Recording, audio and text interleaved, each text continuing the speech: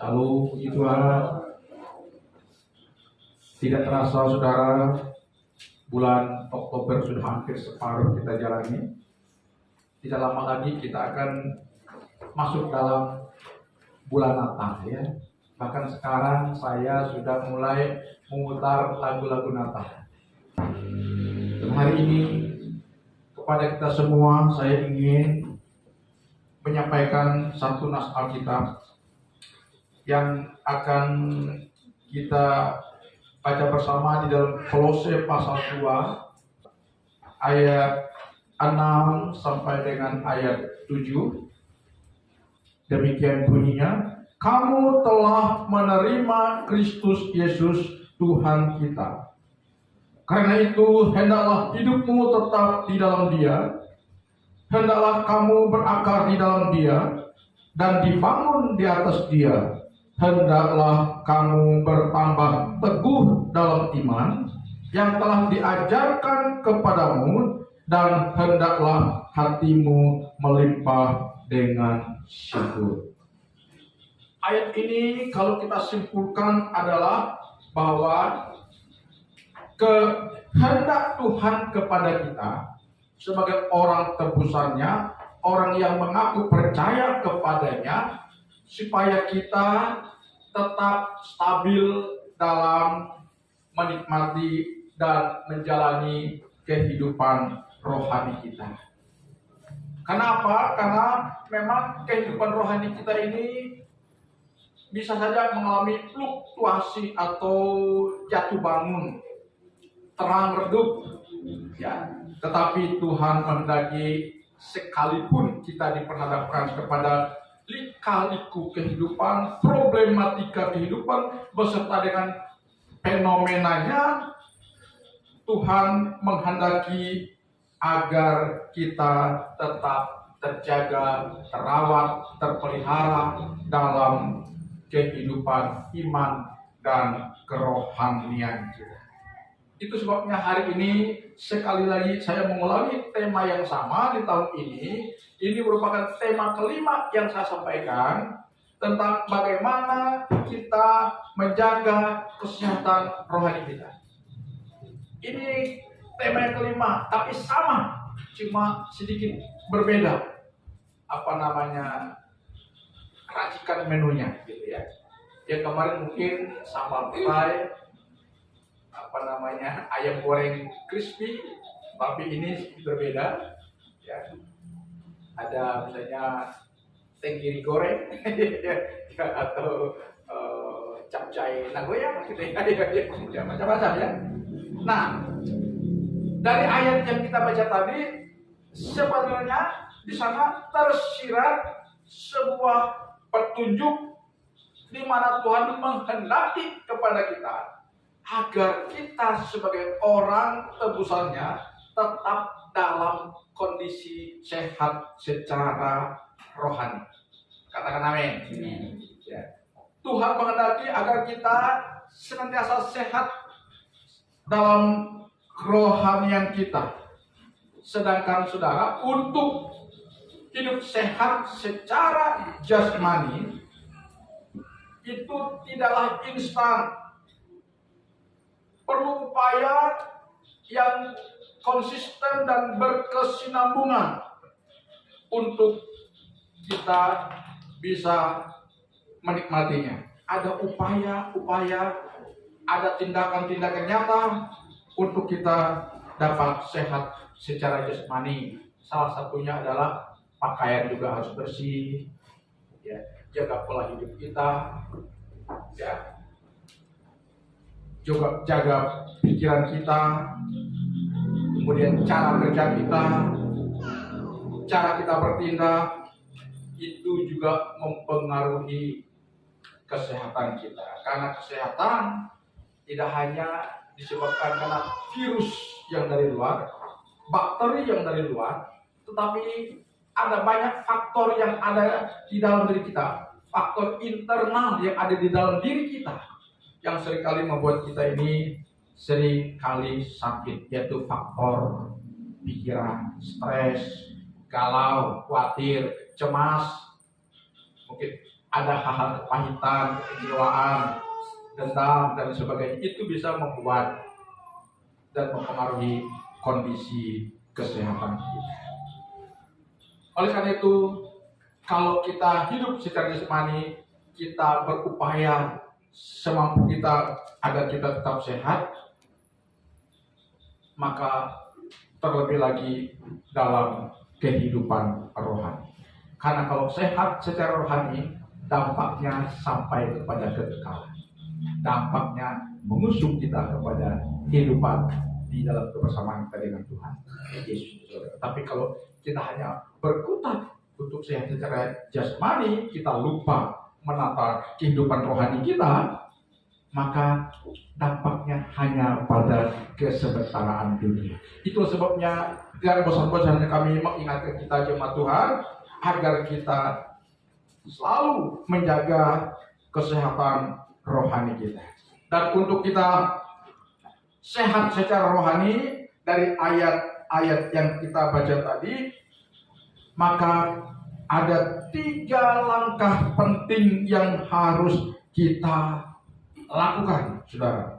Ada 3 langkah penting yang harus kita lakukan agar kita sehat secara rohani. Karena kalau kita sehat secara rohani, maka itu yang akan menghantar perjalanan kekal kita menuju rumah abadi kita yang paling ideal, yang tidak ada duanya. Ya. Langkah yang pertama adalah kita lihat di dalam Ibrani pasal 10 ayat 35 yang berkata demikian, sebab itu janganlah kamu melepaskan kepercayaanmu karena besar upah yang menantinya. Artinya di sini saudara, untuk kita sehat dalam kehidupan iman dan rohani kita, maka yang pertama jangan melepaskan kepercayaan kita. Ya. Iman kita harus tetap terjaga. Iman kita harus tetap abadi. Ya. Karena jelas Tuhan mengatakan, jangan kamu melepaskan kepercayaanmu, jangan kamu meninggalkan iman kamu terhadap karya Kristus di kayu salib, karena besar upah yang menantinya. Apa upah yang menantinya? Jawabannya adalah hidup kekal. Karena Yohanes 3 ayat 16 berkata, karena begitu besar kasih Allah akan dunia ini, sehingga ia mengurniakan anaknya yang bernama Yesus Kristus. Barang siapa yang percaya kepadanya tidak binasa, melainkan beroleh hidup yang kekal. Di dalam Kisah Rasul pasal 4 ayat 12 mengatakan, di bawah kolong langit ini tidak ada nama lain yang olehnya kita diselamatkan selain di dalam Yesus Kristus. Makanya kita harus tetap langgeng dalam hal keimanan kita, apapun yang terjadi, apapun godaan yang coba menghampiri kita untuk kita berpaling dari Kristus, kita harus kuat. Ya, kita harus kuat dan jangan pernah kita melepaskan kepercayaan kita kepada karya Kristus di kayu salib yang sudah menebus kita. Karena tadi ayat mengatakan, jangan kita melepaskan kepercayaan kita karena besar upah. Upah terbesar adalah pengampunan dosa. Upah yang terbesar adalah diluputkan dari murka Tuhan. Dan upah yang terbesar adalah kita bisa masuk ke surga karena iman kita kepada Tuhan Yesus Kristus. Ini yang pertama, saudara. Kemudian yang kedua, dalam Ibrani pasal 10 ayat 36, saya bacakan lagi, berbunyi demikian, sebab kamu memerlukan ketekunan supaya sesudah kamu melakukan kehendak Allah, kamu memperoleh apa yang dijanjikan itu. Tanpa ketekunan melakukan kehendak Allah, kita tidak akan memperoleh apa yang dijanjikan oleh Tuhan lewat firman-Nya. Jadi kalau hari-hari ini kita tidak menikmati janji Tuhan, bukan salahnya Tuhan, bukan salahnya khotbah para gembala, para hamba Tuhan. Tapi salahnya kita yang mengabaikan firman Tuhan yang disampaikan kepada kita. Karena jelas firman Tuhan mengatakan bahwa kita memerlukan ketekunan supaya sesudah kita melakukan kehendak Allah dengan tekun tadi, kita memperoleh apa yang dijanjikan itu. Dalam hal apa? Kita harus bertekun, saudara. Bertekun dalam doa. Karena 1 Tesalonika pasal 5 ayat 17 mengatakan kepada kita, tetaplah berdoa. Apakah suasana itu tidak baik, tidak memungkinkan, tapi Alkitab mengatakan tetaplah berdoa. Saya selalu mengajarkan kepada kita, doa itu penting. Dan doa itu jangan yang ruwet-ruwet. Saya katakan, saya bukan seperti hamba Tuhan orang mengatakan pendeta harus 2 jam, 3 jam, 5 jam, 1 hari. Tidak. Doa itu dari hati. 5 menit saudara doa, 3 menit saudara, tapi dari hati. Berdasarkan iman kepada Tuhan. Doanya akan makbul, saudara-saudara. Jadi tidak ada alasan untuk kita tidak berdoa. Karena kita mengatakan tetaplah berdoa. 2-3 patah kata saudara menyuarakan iman saudara kepada Tuhan. Itu dalam sudah berdoa namanya. Tuhan, hari ini aku akan bekerja. Tolong sertai aku Tuhan. Tolong lindungi aku Tuhan dalam aku bekerja. Dan berkati pekerjaan. Berikan aku kesehatan Tuhan. Supaya aku dapat bekerja hari ini dengan baik. Amin. Selesaikan doa. Ya. Aku mengatakan tetaplah berdoa. Timbul pertanyaan, adakah di antara kita hari-hari ini berdoa? Barang 5 menit, 3 menit, 1 menit, 10 menit. Kalau belum mulai hari ini. Amin. Ya. Jadi harus berdoa, tekun berdoa. Ini yang pertama. Sebab kalau saudara tidak berdoa, saudara beralasan aku tidak bisa berdoa, karena doa adalah apa? Kita membahasakan iman kita, kita berkomunikasi dengan Tuhan, kita ngomong dengan Tuhan, itu doa. Doa itu selain nafas rohani kita, tapi komunikasi kita dengan Tuhan. Orang bisu aja bisa berdoa, walaupun tidak jelas, tapi dia menyuarakan isi hatinya di mayol, gitu, tapi berdoa. Apalagi kita punya suara, punya lidah yang normal, ya. Doakan apa yang menjadi kerinduan kita, apa yang menjadi keinginan kita, doakan apa yang menjadi pergumulan kita, serahkan kepada Tuhan melalui doa, ya. Jadi Alkitab mengatakan tetaplah berdoa. Yesus mengajarkan kita dalam hal berdoa. Ya, karena doa merupakan sebuah tiang penyangga kekristenan kita. Dan tanpa kita berdoa, kekristenan kita tidak akan bisa berjalan dengan baik dan normal. Ya. Ini tekun yang pertama. Tekun yang kedua adalah tekun beribadah. Ibrani 10 ayat 25 berkata, janganlah kita menjauhkan diri dari pertemuan ibadah kita seperti dibiasakan oleh beberapa orang, dari marilah kita semakin giat melakukannya menjelang hari Tuhan yang semakin mendekat. Beribadah. Mengapa kita harus tekun beribadah? Karena jelas janji Tuhan di dalam 1 Timotius pasal 4 ayat 8 mengatakan bahwa ibadah itu berguna dalam segala hal karena mengandung janji baik untuk hidup yang sedang kita jalani ini maupun untuk hidup kita yang akan datang. Jadi dasarnya janji Tuhan dalam ibadah yang kita jalani. Karena itu mari kita harus tekun dan mahir dalam beribadah. Untuk tekun dan mahir dalam beribadah perlu kebiasaan melatih diri. Ya. Dilatih sudah. Tidak mungkin orang tiba-tiba mahir tanpa melatih diri.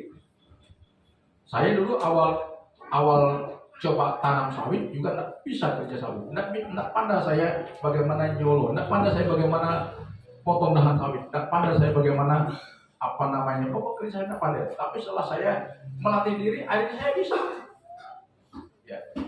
Karena peribahasa mengatakan Allah bisa karena biasa. Ya. The power of habit. Ada kuasa dalam kebiasaan. Ya. Jadi kalau kita melatih diri kita dalam hal beribadah, kita akan mahir dalam beribadah. Ya. Karena nanti di surga pekerjaan kita sudah tidak ada lain, yaitu ibadah memuji menyembah Tuhan.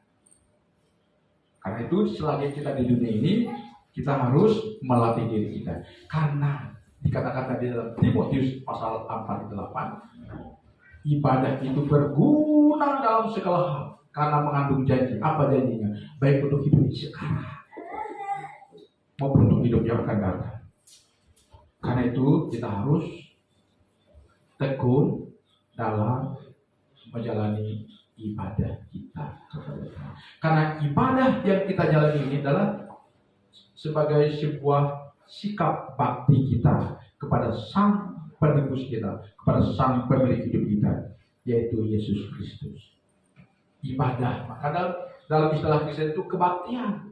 Dan kata bakti, bakti itu kita membaktikan diri kepada Tuhan. Hanya kita diminta angkat tangan, bertepuk tangan, menyuarakan iman kita, menyaksikan iman kita kepada Sang Raja kita. Ketika kita memuji Tuhan, ketika kita menyembah Tuhan, Tuhan mendengar dari surga, melihat, wah anak-anakku begitu antusias dalam mengagungkan aku. Tuhan melihat gestur kita, bahasa tubuh kita, Tuhan lihat ketika kita beribadah menyembah Tuhan. Ya. Karena itu jangan anggap remeh ibadah. Sedangkan firman, mengapa kita juga tidak remeh firman? Karena ketika firman disampaikan, Tuhan berbicara kepada kita. Ketika kita beribadah, kita berbicara kepada Tuhan melalui pujian penyembahan kita. Gitu ya, haleluya. Jadi mari kami hendak mengajak kita hari ini, mari kita menjadikan pribadi kita orang-orang yang mahir dalam beribadah. Katakan amin. Jangan abai ibadah, karena ibadah itu mengandung janji. Haleluya. Kemudian tekun yang berikutnya adalah seperti yang dikatakan oleh Titus tadi, kita tekun baca firman Tuhan. Ya, yang punya Alkitab tolong baca Alkitab satu hari paling tidak satu pasal. Ya, saya kalau tidak baca Alkitab seperti ada sesuatu yang kosong dalam diri saya. Minimal saya baca Alkitab satu hari 3 pasal paling tidak. Dan saya baca Alkitab harus ngomong kayak bunyi orang ngomong dengan orang. Padahal saya sendiri ngomong. Ya, saya bacakan bla bla bla saya bacakan. Ya. Perjanjian baru sudah selesai saya bacakan tahun ini. Menurut bisa ke kejadian, sekarang saya sudah sampai ke raja-raja, sudah hampir raja-raja. Saya target saya dari raja sampai Malaikat habis tahun ini. Jadi 1 tahun sekali habis kejadian terbaru. Baca Alkitab, haleluya. Kita harus tekun baca Alkitab, ya. Ingat, tekun baca Alkitab, merenungkannya, menghayatinya, dan melakukannya. Bayangkan saudara pengalaman Daud, dasarnya firman Tuhan yang kita lakukan, sampai-sampai Daud menyaksikan pengalamannya yang dia tulis dalam Mazmur 119 ayat 92 yang berbunyi demikian, sekiranya firman-Mu atau Taurat-Mu tidak menjadi kegemaranku, maka aku telah binasa dalam sengsaraku, kata Daud. Ini ada Mazmur 119 ayat 92. Daud berkata, sekiranya firman-Mu tidak menjadi kegemaranku, maka aku telah binasa dalam sengsaraku. Saudara, artinya saudara, kalau kita abaikan firman, kita tidak suka firman, ada banyak hal yang membuat hidup dia menjadi tidak nyaman. Ya. Ada banyak hal yang membuat hidup ini menjadi tidak nyaman. Seperti khotbah saya pada minggu kemarin kan. Kita sedang dikuasai oleh ruang hampa. Karena ada tema khotbah saya minggu lalu, bagaimana jika rasa hampa itu menyelimuti hidup kita. Ada banyak orang yang maaf ya, punya mungkin berkecukupan dalam segala hal, tapi dia dikuasai oleh ruang hampa. Ya. Ruang hampa itu yang membuat orang menjadi tidak nyaman dalam hidupnya. Ya. Dan Daud, saya percaya dia pernah mengalami rasa kekosongan dalam dirinya. Tetapi ketika dia kembali kepada Alkitab, dia menyukai Taurat Tuhan, dia membaca firman Tuhan, mendapatkan rema, mendapatkan tuntunan, sehingga dampak daripada Daud membaca firman, melakukan firman, sampai-sampai dia berkata, sekiranya andai kata firman itu tidak menjadi kegemaranku, aku sudah dicengkeram oleh kesengsaraanku, kata dia. Tapi karena Daud selalu connect dengan Tuhan dan dia selalu membaca firman, maka Tuhan tuntun lewat firman-Nya. Bagaimana Daud lepas dari setiap setiap tantangan masalah itu. Makanya Alkitab mencatat Daud itu meninggal pada usia yang sangat lanjut, saudara-saudara. Ya, bukan karena sakit, tapi karena lanjut usia. Kenapa? Sekalipun Daud penuh dengan krisis demi krisis dalam hidupnya, tetapi selalu Tuhan luputkan. Sehingga dia mati bukan karena pada hidupnya. Dia mati bukan karena diri krisis, tapi Daud mati dalam kejayaan dan karena lanjut umur. Sampai dia sempat memerintahkan kepada para petinggi kerajaannya untuk melantik anaknya Salomo menggantikan dia sebagai raja. Luar biasa. Mau hari-hari ini hidup kita itu menyenangkan? Amin. Menyenangkan, mengindahkan. Kita tidak dikuasai oleh rasa ruang hampa tadi dalam hidup kita. Maka mari kita harus berbenah diri dalam kehidupan rohani kita. Kalau rohani kita sehat, percayalah perjalanan hidup saudara pasti sehat. Amin. Kalau rohani kita sehat, hati kita sehat. Kalau rohani kita sehat, pikiran kita sehat. Kalau rohani kita sehat, jiwa kita sehat. Kalau rohani kita sehat, saya percaya semua akan sehat. Amin. Ya, apa akan sehat semua. Dan kalau sehat, hidup ini nikmat. Amin. Haleluya. Jadi mari kita harus jaga kehidupan rohani kita dengan melakukan 3 langkah tadi. Langkah pertama, kita bertekun dalam iman kita. Jangan lepas komunikasi dengan Tuhan. Keimanan kita jangan luntur. Yang kedua, tekun dalam berdoa, tekun dalam baca firman Tuhan. Dan yang terakhir, bersaksi, ambil bagian melayani Tuhan. Ini pagar, saudara. Pagar hidup rohani. Tanpa kita sadari, kalau kita ambil bagian dalam pelayanan, kita mengambil bagian dalam pelayanan mungkin tidak dalam bentuk aku musik leader, pemusik, singer, penyambut hadir jemaah, termasuk tukang foto, itu juga pelayanan. Tapi kebersihan kita juga ambil bagian dalam apa yang ada pada kita. Aku ambil bagian pelayanan. Duitku, hartaku, ambil bagian pelayanan. Bersaksi untuk Tuhan. Itu mengindahkan saudara-saudara. Kita sedang memagar kehidupan kita. Amin. Coba kalau hanya menjadi orang Kristen biasa, tanpa kita mau melibatkan diri, ada banyak celah godaan dunia ini akan masuk menerobos hidup kita. Tapi kalau kita belajar, ambil bagian pelayanan, tanpa salah kita sedang memagari diri kita. Karena ketika kita terlibat dalam pelayanan, ambil bagian, maka dalam diri berkata, aku tidak boleh lagi begini, karena aku sudah bagian daripada pelayan Tuhan. Kan gitu ya, sudah ada remnya, saudara. Haleluya. Ya, jadi mari, saya tidak akan panjang lebar hari ini. Mari jadikanlah rohani kita sehat. Karena ketika rohani kita sehat, jiwa kita sehat, hati kita sehat, pikiran kita sehat, dan sehat-sehat yang lain akan menyusul.